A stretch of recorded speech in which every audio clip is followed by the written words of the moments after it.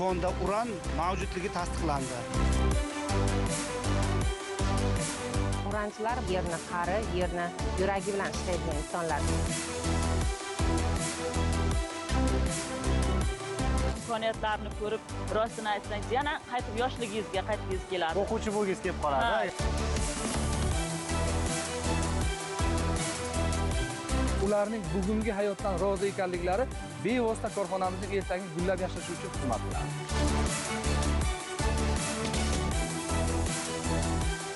Avvalgiga qaraganda bizning Zaxarobodimizda rivojlanish katta. Buning uchun bizlarga prezidentimizga katta rahmat. Uran bu shunchaki oddiy element emas, balki energetika, sanoat va ilm-fan taraqqiyotining harakatlantiruvchi kuchi. Bugungi global tajriba ham shuni ko'rsatmoqdaki, uranni qayta ishlash va undan oqilona foydalanish davlatlar rivojlanishining strategik omiliga aylanmoqda. Mendeleyev jadvaldagi 92-raqamli bu element butun dunyoda energetika yuragi, tibbiyot va texnologiyaning muhim tarkibiy qismi sifatida qadrlanmoqda. Boisi 1 gram uran taqriban 1 tonna neft yoki yuzlab kilogramm ko'mir energiyasiga teng. Shuning uchun bugun mamlakatimizda geologiya sohasida davlat rahbari tomonidan berilayotgan katta e'tibor tufayli uran qazib olish sanoati yangi bosqichga ko'tarilmoqda. Bu esa o'z navbatida mamlakatning iqtisodiy salohiyatini mustahkamlash, energetik mustaqillikka erishish va ilmiy texnologik yuksalish sari muhim qadam bo'lib xizmat qilmoqda. Xalqaro ekspertlarning tahliliga ko'ra, uran dunyodagi elektr energiyasining qariyb 20% ni tashkil qiladi. Ahamiyatlisi, Navoiy uran davlat korxonasi tomonidan ishlab chiqarilayotgan o'zbek urani bu ulushda katta rol o'ynaydi. Bu borada davlatimiz rahbarining 2022-yil 14-iyuldagi 2022-2030 yillarda Navoiy uran davlat korxonasida uranni qazib olish, qayta ishlash hajmlarini oshirish hamda uni transformatsiya qilish chora-tadbirlari to'g'risidagi qarori muhim omil bo'ldi. Ma'lumotlarga ko'ra, O'zbekiston uran qazib olish bo'yicha jahonda yetakchi davlatlardan biri bo'lib, zaxiralari bo'yicha dunyoda 11-chi, uranni qazib olish bo'yicha 5-o'rinni egallaydi. Qayd etish kerak, Navoiy uran davlat korxonasiga zamonaviy boshqaruv tizimi va texnologiyalarning joriy etilishi natijasida tabiiy uran mahsulotini ishlab chiqarish va burg'ulash ko'rsatkichlari karrasiga ortdi. Birgina misol, 2022-yilda korxona tomonidan 608.285 metrda burg'ulash ishlari amalga oshirilgan bo'lsa, bu ko'rsatkich 2025-yilda 2.200.000 metrni tashkil etib, 361,7% ga o'sish qayd etildi. Shuningdek, uranni qazib olishda muhim jarayonlardan hisoblangan geotexnologik burg'ulash ishlari 2022-yilda 1.369.500 metrni tashkil etgan bo'lsa, bu ko'rsatkich 2025-yilda qariyb 4 barobarga o'sib 5.339.000 metrga yetdi. Albatta, bunday yuqori o'sish ko'rsatkichlarini ta'minlash korxona balansidagi burg'ulash qurilmalarining oshirilishiga bevosita bog'liq. 2022-yilda korxonada 71 ta burg'ulash qurilmalari orqali ishlar amalga oshirilgan bo'lsa, hozirgi kunga kelib bu qurilmalarning soni 500 taga yetkazildi. Ta'kidlash kerak, Navoiy uran davlat korxonasi tomonidan ishlab chiqarilayotgan mahsulot bugungi kunda Yaponiyaning Itochu Corporation va Marubeni Corporation, Kanadaning Cameco Corporation, AQShning Trexis va WMC kompaniyalari, Birlashgan Arab Amirliklarining Global Mining Engineering Company, Janubiy Koreyaning KHNP kompaniyalari hamda Hindistonning Atom energetikasi departamenti kabi hamkorlarga 100% eksport qilinmoqda. Qayd etish kerak, hozirgi kunda korxona tabiiy uranni 15.000 gektardan ortiq hududdagi 6 ta geotexnologik va 24 ta tabiiy uran konlarida qazib olmoqda. Soha xodimlari tomonidan olib borilayotgan geologiya qidiruv ishlarining natijasida bugun yangi tabiiy uran zaxiralari aniqlanyapti. Misol uchun, Markaziy Qizilqum hududidagi Qizilqoq uran istiqbolli maydonida ham 2021-yilda geologiya qidiruv ishlarini boshlash uchun geologik topshiriq ishlab chiqilib, istiqbolli maydonda izlash, baholash ishlarini amalga oshirish maqsadida geologik loyiha tuzildi va burg'ulash jarayonlari boshlab yuborildi. Chindan ham so'nggi yillarda mamlakatimizda uran sanoati rivojlanib, Navoiy uran davlat korxonasida xalqaro standartlarga mos boshqaruv tizimi joriy etildi. Sohada zamonaviy texnologiyalarni qo'llash natijasida uran zaxiralarini 100.000 tonnaga, ishlab chiqarish hajmini esa 3 barobarga oshirish rejasi bugun istiqboldagi muhim vazifa sifatida namoyon bo'lmoqda. Birgina mana bu Qizilqoq maydonida ham olib borilgan burg'ulash ishlari natijasida 10.000 tonnadan ortiq uran zaxiralari aniqlangan. Qayd etish kerak, geologiya qidiruv ishlariga parallel ravishda bugun bu yerda ishlab chiqilgan optimal texnologiya orqali uranni qazib olish ishlari ham jadallik bilan olib borilmoqda. Bu esa ish samaradorligini oshirib, ko'zlangan maqsadga erishish yo'lidagi amaliy sa'y-harakatlarning real natijasi.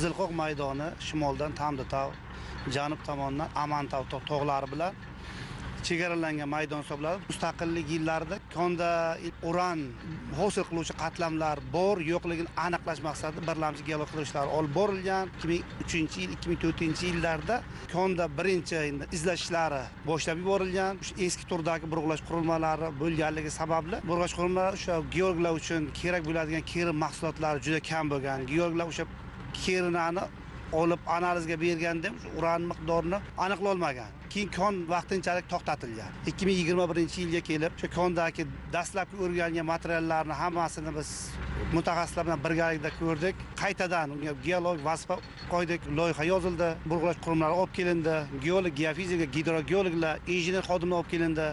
Bular birgalikda geologik qidirishlar boshlab yuborildi. 2021-yildan 2025-yilgacha hozircha geologik qidirishlar olib borilyapti. JORC standartlariga javob beradigan 90% dan ziyod keri mahsulotlar ko'tarildi. Va bu natijasida o'sha birinchi o'sha geofizik ma'lumotlarni oldik va laboratoriya analiz natijalarini ko'rganimizda konda uran mavjudligi tasdiqlandi.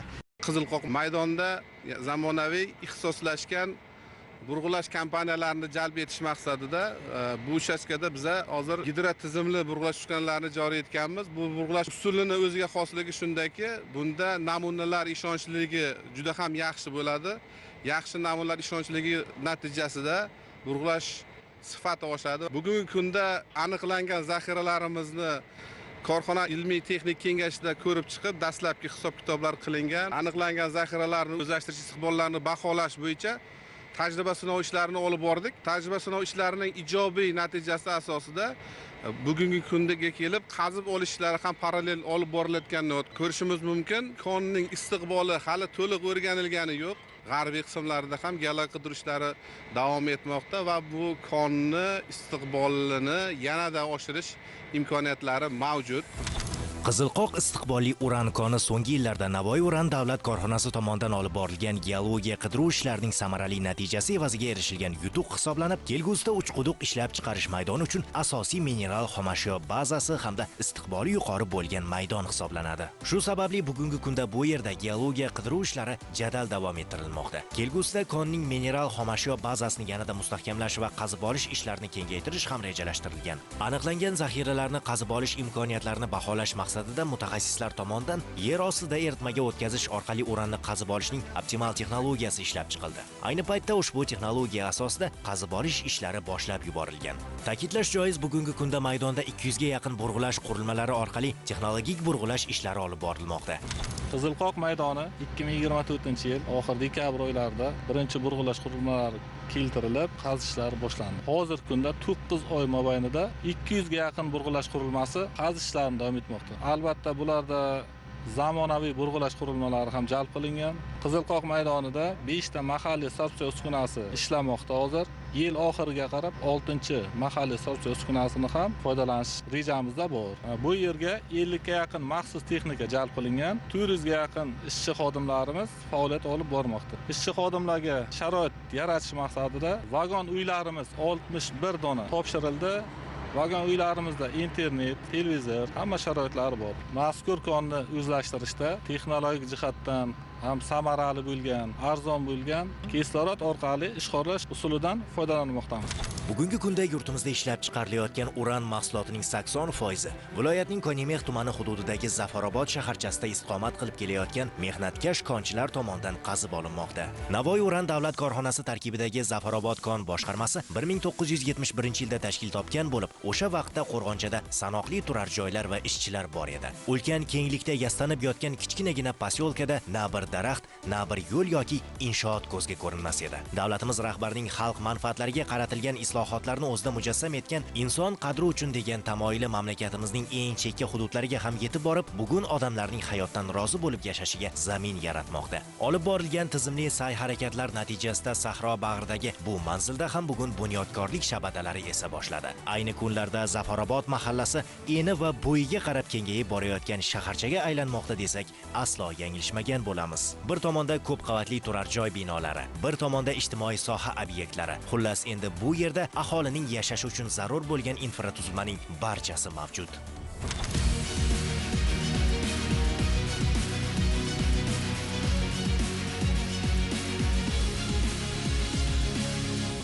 muhtaram prezidentimizni ijtimoiy sohaga e'tibor berish kerak, inson qadri uchun bo'lish kerak, barcha islohotlarimiz degan tamoyillarga amal qilgan holda mana shu yerda loyihalarimizni boshladik. Birinchi loyihalarimizdan biri mana shu hududda futbol maydonini qurishdan boshlandi. Sun'iy qoplama, 500 ta o'rindiqqa ega bo'lgan tribuna, atrofi chiroyli qilib 800 metrdan iborat yugurish yo'lakchasi.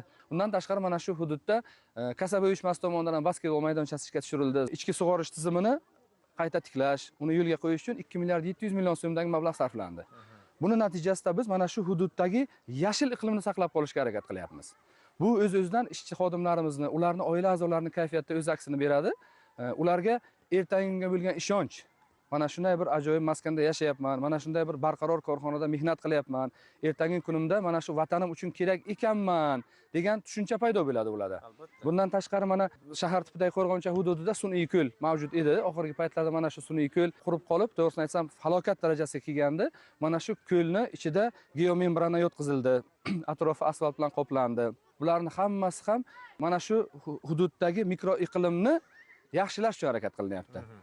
400 kishiga mo'ljallangan amfiteatr loyihasi, Xudo xolasa, nasib bo'lsa mana shu Qo'rg'oncha aholisi uchun juda ajoyib tadbirlar tashkil qilamiz. Mana shu tadbirlarimiz amfiteatr hududida bo'ladi. Suhbatimiz davomida aytib o'tgan loyihalarimizni barchasiga korxona tomonidan 30 milliarddan ortiq mablag' sarflandi. Bu ishchi xodimlarimiz, shu yerda yashovchilarning mehnati oldida bu dengizdan bir tomchi. Biz ularga qancha sharoit yaratsak, qancha qulaylik yaratsak, bu shuncha kam va biz bunday loyihalarni davom ettirishga doimo tayyormiz. Qayd etish kerak, Zafarobod mahallasida bugungi kunda 6000 nafardan ziyod aholi istiqomat qiladi. Shundan 4000 nafardan ortig'i Navoiy Uran davlat korxonasiga qarashli Zafarobod kon boshqarmasida mehnat qiladi. Korxonada faoliyat yuritayotgan xodimlarning yashash sharoitini yaxshilash, oila a'zolari, farzandlari uchun qulay imkoniyatlar yaratish maqsadida tashkilot tomonidan o'tgan 2024-2025 yillarda mahallada homiylik asosida bunyodkorlik ishlari amalga oshirildi. Yashil makon umummilliy loyihasi doirasida hududda 25 gektarlik maydonda bog' yaratildi. Ko'p qavatli uylar oldida yashil maydonlar, manzarali daraxt ko'chatlari ekildi. Bolalar maydonchalari, workout zonalari bunyod etildi. Shuningdek, yaqin vaqt ichida maktabgacha ta'lim yoshidagi bolalar qamrovini oshirish maqsadida 360 o'rinli maktabgacha ta'lim muassasasining qurilishi ham ko'zda tutilgan. Zafarobod mahallasi tumanimizdagi eng namunali mahallalardan biri hisoblanadi. Bu mahalladagi istiqomat qilayotgan aholining asosiy qismi mana shu Navoiy Uran davlat korxonasida faoliyat olib boradi. Mana bir uranchini misolida qaraydigan bo'lsak, quyosh bilan birga mana shu soat 5-6 dan turib, mana shu sahroda yozning issig'i, qishning sovug'iga qaramay, o'zining bor mehnati, tajribasi, bilimini mana shu kelajak energiyasi, ya'ni uranni qazib olish va uni ishlab chiqarishga o'zini bor kuchini bag'ishlaydi va uranchilar hayotini biz ko'rib aytishimiz mumkinki, mana shu vatan kelajagi uchun o'zini bor mehri va bilimini sarflayapti va mana shu sohada ishlayotgan xodimlarga ham e'tibor juda katta. Har bir ishchi va aholi o'zini bir mana shu mahallada, vatanda qadrlanayotganini his qilayotganini ularning yuzlarida, ko'zlarida biz ko'rsak bo'ladi. Zafarobod mahalla fuqarolar yig'ini hududidagi mazkur o'tgan asrning 80-yillarda bunyod etilgan 630 o'rinli 16-umumiy o'rta ta'lim muassasasida shu vaqtga qadar kapital ta'mirlash ishlari amalga oshirilmagan edi. Davlatimiz rahbarining sohaga qaratayotgan e'tibori natijasida umumiy o'rta ta'lim maktabida 2023-yilda to'liq qurilish, ta'mirlash ishlari olib borildi va natijada ta'lim maskani zamonaviy ko'rinishga keltirildi. Qamrov darajasi 180 o'ringa oshirilib, umumiy hisobda 810 o'ringa moslashtirildi va bugungi kunda umumta'lim maktabi 1000 nafardan ziyod o'quvchi tahsil olmoqda. Qayd etish kerak, o'quvchilar o'rtasida sog'lom turmush tarzini ommalashtirish, ularning muntazam jismoniy tarbiya va sport bilan shug'ullanishlari uchun qulaylik yaratish maqsadida Navoiy Uran davlat korxonasi tomonidan sun'iy qoplamali zamonaviy stadionlar foydalanishga topshirildi. Maktabimiz o'tgan asrning 80-yillarida qurilgan bo'lsa, har doim, har yili, har o'quv yilida joriy ta'mirdan o'tkazilib kelingan. 2023-24 o'quv yilining boshlanish munosabati bilan davlatimiz rahbari tomonidan ta'limga berilayotgan e'tibor yana ham kuchaytirilib, maktabimiz uchun 7 milliard mablag' ajratildi. Va bizning maktabimiz hozirgi kunda mana shu to'liq ta'mirdan keyin barcha sharoitlarga ega bo'lgan, talablarga javob bera oladigan tartibdagi zamonaviy maktabga aylandi. Maktabimizda asosan Navoiy Uran korxonasi ishchilarining farzandlari o'qishi sababli bu korxona tomonidan maktabimizga juda ham ko'plab imkoniyatlar va sharoitlar yaratilib berildi. Jumladan, mana shu korxona rahbariyati tomonidan mana kutubxonamizning hozirgi kunda badiiy adabiyotlarning boyitishiga juda ham katta yordam bo'ldi. O'quvchilarimizning sog'lom, baquvvat, yetuk bo'lib yetishlari uchun ochiq sport maydoni qurib berildi. Bu albatta farzandlarimizni sportga bo'lgan qiziqishlarini yanada oshirdi. Ta'lim sohasidagi olib borilayotgan islohotlarning bizning kichkinagina mo'jazgina shaharchamiz Zafarobod shaharchasida joylashgan maktabimizga yetib kelganligini his qilyapmiz va buni asosida faoliyat olib boryapmiz. Ta'kidlash kerak, Zafarobod shaharchasi atrofida yashovchi aholining farzandlari ham ayni shu ta'lim muassasasiga 8-10 kilometrlik masofadan qatnab o'qishadi. Ilgarilari qishning sovug'i yu yozning issiq kunlarida o'quvchilar umumta'lim maktabiga yarim soatlik yo'lni korxona va tashkilotlarga qarashli ishchi xodimlarni tashishga mo'ljallangan avtobuslarda bosib o'tishardi. Korxona tomonidan o'quvchilarning yashash manzilidan ta'lim maskaniga xavfsiz qatnashlari uchun alohida ajratilgan maxsus maktab avtobuslarining yo'lga qo'yilgani bugun ota-ona va o'quvchilarning cheksiz xursandchiligiga sabab bo'lmoqda. Bugungi kunda prezidentimiz tomonidan yaratilayotgan imkoniyatlarni ko'rib, rostini aytsangiz, yana qaytib yoshligingizga qaytgingiz keladi. O'quvchi bo'lgingiz kelib qoladi. Ha, yoshligimizda imkoniyatlar, sharoitlarni ko'rib.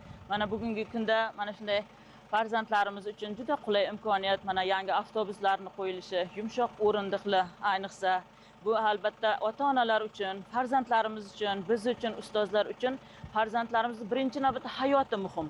O'shaning uchunmi juda xursandmiz. Keling, ana shu avtobus qulayliklari bilan tanishib, o'zimiz ham mana shu avtobusda o'quvchilar bilan birgalikda manzilga borsak. Albatta, albatta. Marhamat. Hozirgi yoshlarimizni juda ham qarasangiz, yuzlaridan nur, qadamlaridan o't chaqnaydi. Faqat biz ota-onalar, kattalar ularga shunday imkoniyatlarni yaratib berishimiz kerak. Qolganini kelajagimizni nasib bo'lsa, yurtimizning kelajagini yaratuvchilar ular bo'ladi. Gulchehra opa o'zi odat o'quvchilarni o'zini manzildan ta'lim muassasasiga olib kelib qo'yadigan bunday avtobuslarni biz Yevropa mamlakatlarida ko'rardik, to'g'risi. Lekin mana bugun prezidentimizni ta'limga qaratayotgan e'tibori bugun olis tumanlarga ham, olis hududlarga ham yetib kelayotganini biz o'zimiz his qilyapmiz-da, ko'zimiz bilan guvohi bo'lyapmiz. Oldinlari haqiqatda televizorlarda ko'rganmiz. Bu narsani bizga ham shunaqa imkoniyatlar yaratib berilarmikan deganim xayolimizda kechgan. Mana bugungi kunda farzandlarimiz bemalol borib, dars mashg'ulotlariga o'z vaqtida sog'-salomat kelib, ana darsdan keyin bo'sh vaqtini samarali o'tkazish maqsadida to'garak mashg'ulotlariga kelib, qatnashib, yana ota-onasining bag'riga sog'-salomat borib kelishyapti. Biz bundan albatta xursandmiz. Biz o'quvchilar uchun maktabda juda ham imkoniyatlar ko'p. Mana shunday ertalab tongdan turib, avtobus orqali maktabga borib, darsimiz tugagan vaqtda avtobusga chiqib yana qaytib kelaveramiz. Bu esa biz uchun juda ham katta yangilik bo'lgan. Biz o'quvchilar uchun yaratib berayotgan imkoniyatlardanmiz. Avvalambor prezidentimizdan minnatdormiz va biz mana shu imkoniyatlarga yarasha kelajakda vatanga o'z hissamizni qo'shadigan farzandlar bo'lib yetishamiz. Zafarobod mahallasidagi tibbiy sanitariya qismi viloyat markazidan 60 kilometr uzoqlikda joylashgan bo'lib, 150 qatnovga mo'ljallangan. Ilgarilari fuqarolar muassasada zarur bo'lgan tibbiy jihozlarning yetishmovchiligi sabab davo istab shahar markaziga qarab otlanishardi. Bugun hududda istiqomat qiluvchi aholining salomatligini mustahkamlash maqsadida birlamchi tibbiy yordamni ko'rsatish xizmatining sifat darajasi ham ancha yaxshilandi. Navoiy-Uran davlat korxonasi homiyligi ostida 715 million so'mdan ortiq mablag' evaziga tibbiy sanitariya qismi so'nggi rusumdagi asbob uskunalar bilan ta'minlandi. Zamonaviy tekshiruv usullari yo'lga qo'yildi. Eng asosiysi, bu yerda yashovchilarning rozilik hissi ayni kunlarda juda yuqori. Tibbiy ko'rikdan o'tmoqchi bo'lsak, Navoiyga borardik, shaharlarga borardik, xususiylarga borardik, navbatlar kutardik. Hozirgi davrda masalan hamma sharoit o'zimizda yaratilgan. Tibbiy ko'riklarga kelgan paytimizda hamma sharoitlar bor, uziylar bor, rentgen bor, hamma narsa kompyuterlashtirilgan. Navbat kutib o'tirmaydi, kompyuterdan ma'lumotlarni ko'radi-da, avvalgi kasalligim qanday, hozirgisi qanday, shunga qarab muolaja qiladi. Avvalgiga qaraganda bizning Zafarobodimizda rivojlanish katta. Buning uchun bizlarga prezidentimizga katta rahmat. Qariyalar nomidan, ashida yashovchilar nomidan.